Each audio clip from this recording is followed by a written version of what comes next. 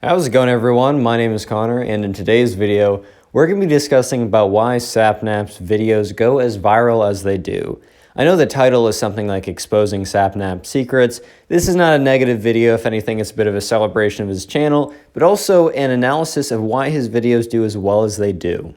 Before we get into the rest of the video, I will ask if you guys are not subscribed, if you could go down and sub, it would mean a lot to me. We kind of have a crazy goal going right now, which is 50K by the end of the year. That's a pretty big leap from here, but hey man, you know, might as well. You can also make sure to leave a like on the video. Let's shoot for 400 likes. We've really been smashing every like goal recently, so thought I'd go higher. Also, comment hi or hello or something down below. And also, if you are new to the channel and you just subscribed, make sure to say something like, hi, I just subscribed or something, so I can make sure to say hey and welcome. I reply to basically not every comment. I used to be able to reply to every comment, but I've been a little bit busier and the comments have been crazy recently. So I spend at least an hour per day replying to comments, and you can look at my other videos. I do a pretty decent job replying to them. So I would love you to say hi, and there's a decent chance I'll say hi back. Anyways, so Sapnap is a YouTuber that obviously has appeared in a lot of Dreams videos. So the first and most obvious conclusion that people come to is that Sapnap has a lot of subscribers and his videos do as well as they do just because he is friends with Dream. And let me say, his videos would not do as well as they do if he was not friends with Dream and got the momentum from Dream's channel. But I will say that that's not the entire story. So Sapnap currently has 1.32 million subscribers, and his last 4 videos have all done exceptionally well. And here's the thing, if his videos all got 400K, I could probably attribute that to just Dream's spillover audience, since he is a member of Dream's videos quite frequently. However, his videos have gotten 2, 3, 4, 5, 6, even 7 million views on his recent video. This is not something that would happen from a spillover audience.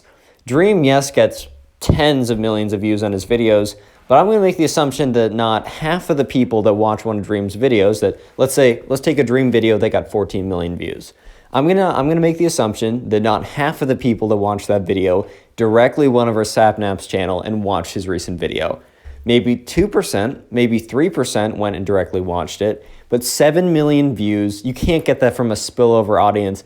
I don't care how big the creator is. Let's talk about something called the Kavos effect.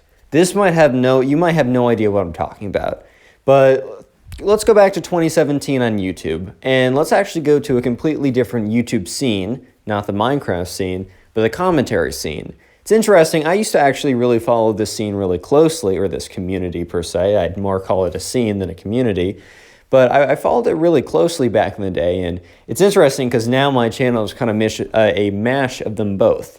But anyways, so back in the day, there was this very small YouTuber at the time named Kavos, and a bigger YouTuber, Keemstar, who you might know who he is because he ran the Minecraft Monday events while those happened, gave him a shout out, giving him a large boost in momentum. But what Kavos did was he went on to make many videos that got 5, 6, and even 20 million views. Time he was actually pulling in more views than the views Keemstar was getting. Well, Keemstar had a consistently stronger audience. His videos, he doesn't even have a video that has as many views as Kavos' top video. So you might be thinking, well, okay, well that means Kavos did it all by himself. No. Here's the thing. It is, you cannot have one without the other.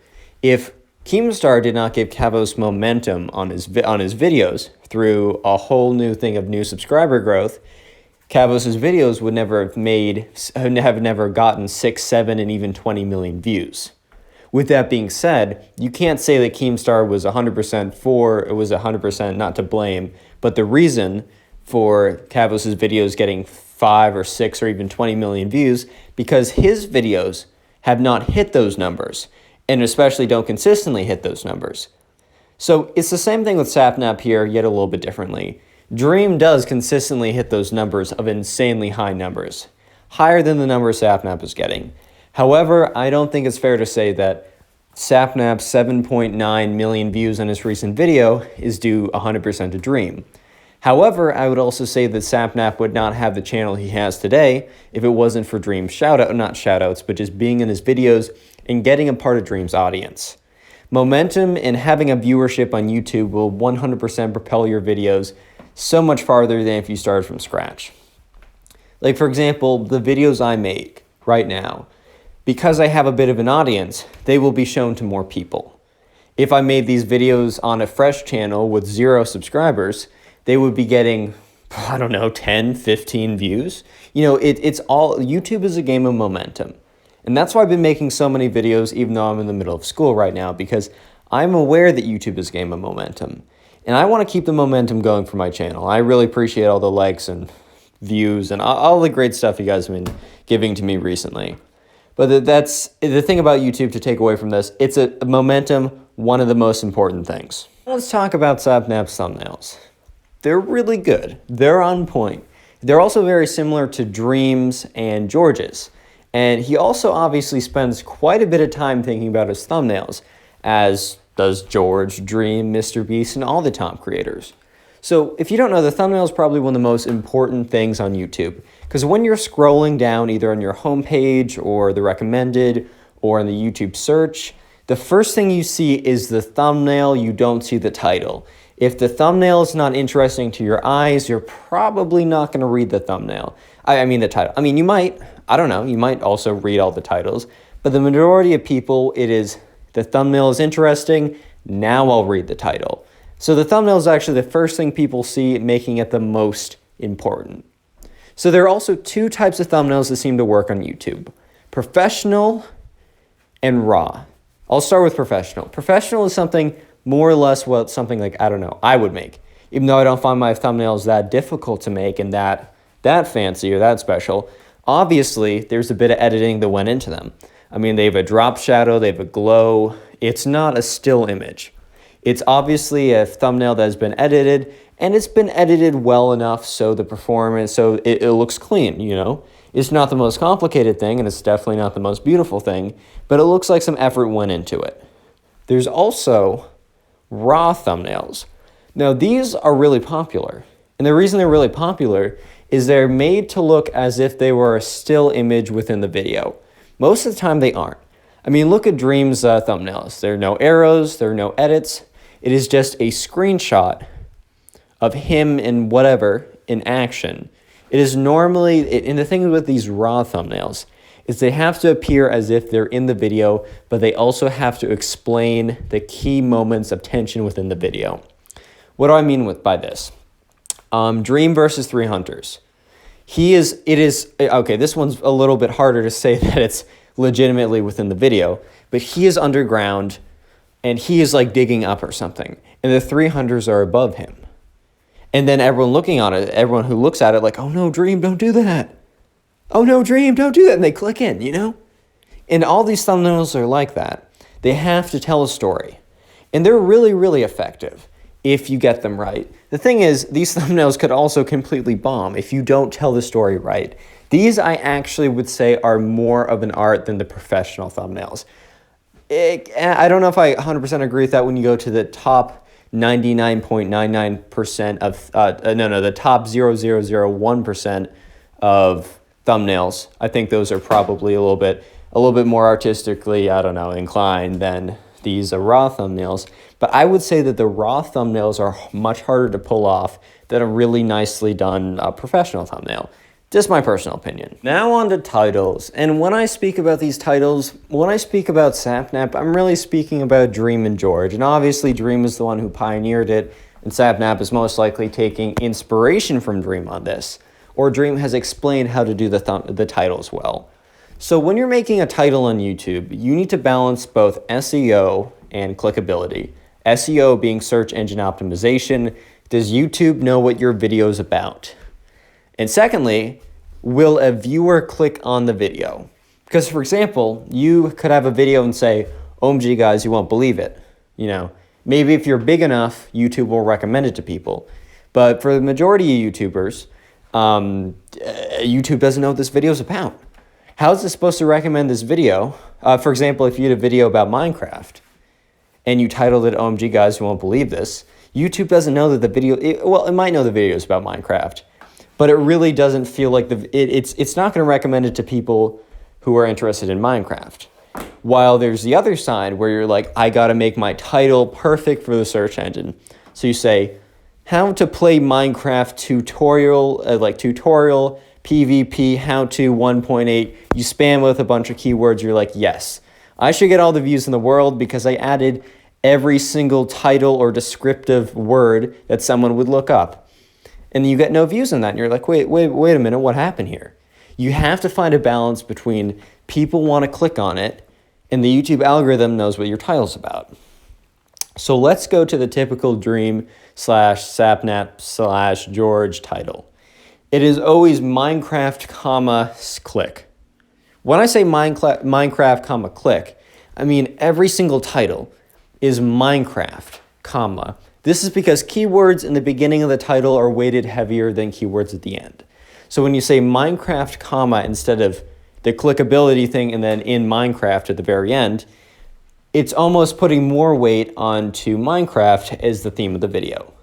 Why I say Minecraft, click is the rest of the title has nothing to do with SEO, in my opinion.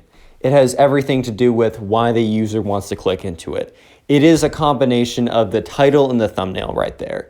Everything after the Minecraft, comma is for the clicks. Everything before the comma is for the SEO. Well, let's talk about the description. Here's a little snapshot of part of Sapnap's description. As you can see, this text is it's a little abnormally thick. It has kind of abnormal repetition of words that might be presumed as seen as keywords. And this is all intentional. Dream, Tommy, anyone, look at their descriptions. There's a little chunk of text that really doesn't make any sense. Why would he put a little description in the video at the bottom of the description? Who's going to read that? Well, the YouTube algorithm's going to read that. I even do that for my videos. I partly do it so if someone wants to understand a little bit more about the video before they watch the entire thing, I give them a bit of a summary. But it's just as for the YouTube algorithm why I do that. I mean, probably look at the description of this video. I probably repeat myself, kind of explain what the video is about, but make sure to say it in a way that the YouTube algorithm would understand. One thing that's very important when you do this, if you choose to do this, do not sound like a robot. The YouTube algorithm will throw the video out. If you just say like, George, Sapnap, Minecraft, Skeppy, if you just kind of start spamming keywords, the YouTube algorithm will be like, oh, this video is spam, and get rid of it. You gotta sound like a person. You gotta be typing like you're typing to your friend or whatever. You don't have to be like, exactly like you're typing to your friend. You can be a little more professional. But these people, look at Sapnap's description, look at George, look at Tommy's description. Tommy's a little worse with his descriptions. His are a little bit, I'm not going to say spammy, but they are a little bit robotic in parts of them. If he ever sees these videos or if I ever get to meet him, I will say, hey, Tommy, I get it, YouTube algorithm, nice, but be careful. I mean, it's working for him. Like, maybe I'm wrong here. Finally, I will say that his low frequency of uploads equates to a high click-through rate from his audience. So this is not one size fits all. Upload schedule is by no means one size fits all. Sapnap is a very special case. He has a very large audience coming from Dream. He does not need to upload videos to get that audience. However, if you are a small channel, I do not recommend Sapnap's upload schedule. Unless you spend hours into every single video and they are a creative masterpiece, then that's sure, go ahead. But for example, if I uploaded a video once every 2 months or whatever Sapnap does, it really wouldn't work out for my channel because, my videos, every time I upload a video, it gets pushed to a couple thousand new people. A couple thousand of the views are from subscribers and a couple thousand of the views are from new people. It's about 50-50 at this point for some of my videos. I know in the beginning of the videos I say, 80% of the people who aren't subscribed. That is on average counting in the videos that have done much better.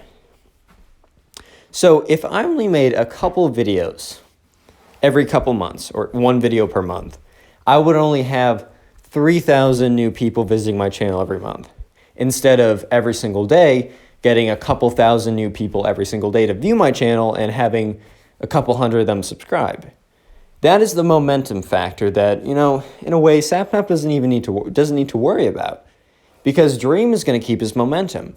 Dream has a very special case of a channel. And because he's related to Dream, guess what? He's going to do just fine. At the end of the day, he's going to do just fine. And if you're a small YouTuber, do not have that upload schedule because you will not get the same results. Trust me. Anyways, guys, if you made it this far into the video, most people know to comment, but if you don't know, comment Dora down below, but comment it D-O-R. Every time I try and change up the combination of door, obviously, guys, I'm going to have to repeat myself after a while because there's only so many combinations of door that aren't absurd, like 10 to the 58 minus 114 squared door, like zeros, O's. Like, it just comment DOR down below. It's kind of like an inside thing, you know, because the other thing is I've been changing it up. So if people come and comment door because they know what to comment and then leave, yeah, it's not the point of it's not the point of door gang. The whole point is to show who makes it to the end of the videos. Because watch time is the most important thing, as I probably said, pound into your head quite a bit if you've been watching my channel. So I just want to kind of give an appreciation to those people who, you know, have really been helping on my channel the most by watching my videos all the way to the end. So next is I'm just showing on screen a piece of fan art someone made with the YouTube rank tag. I've not gotten YouTube rank. Hypixel said that they're pretty busy and they'll get that back to me in 1 to 2 days. This is the second day, so like I guess we'll see. I meet all the requirements for YouTube rank. In my older video, I might not get YouTube rank. I goofed on the requirements. I completely fit them. So there activity requirements, content requirements, subscriber requirements. So there really should be no reason I don't get it. It's only a matter of time at this point. I just want to thank you guys for 30K again. I really do appreciate it. That's pretty swag. Speaking of swag, I want to have a big shout out to the channel members. If you don't know, there's a link. Either you're going to see a join button next to the subscribe button where my channel is, or you can click the link in the description. I think is the second link that says join the channel. If you don't know, every single week I play private games with my channel members, or specifically Diamond Door. And if you don't know, on my Discord server, also link in description, join the Discord server. I try and play games with you guys, but there's normally a lot of people who join. So if you want to have kind of priority in the queue, which I mean the queue is because Bed Wars has 3 people per game, plus me would be 4, and there's like 12 people waiting, that could be like an hour wait. If you want to be bumped to the front of the line, just hit that join button down below. And also just remember to comment saying, hey, I joined, so I can give you the special role in Discord. Well, 2 things would be join the Discord server. The link is in the description. I frequently chat in there, and I'll sometimes just go into voice calls and talk with you guys. So join it, link in description. But also follow me on Twitter at connorpugs, CONNORPUGS, same as my channel name. Twitter doesn't really give you a following limit as long as you have enough followers. So, you know, Justin Bieber follows 400K people on Twitter. Twitter. Barack Obama follows like 500K. The reason is Twitter doesn't have a following limit. So I will follow back everyone who DMs me dorks. My DMs are open.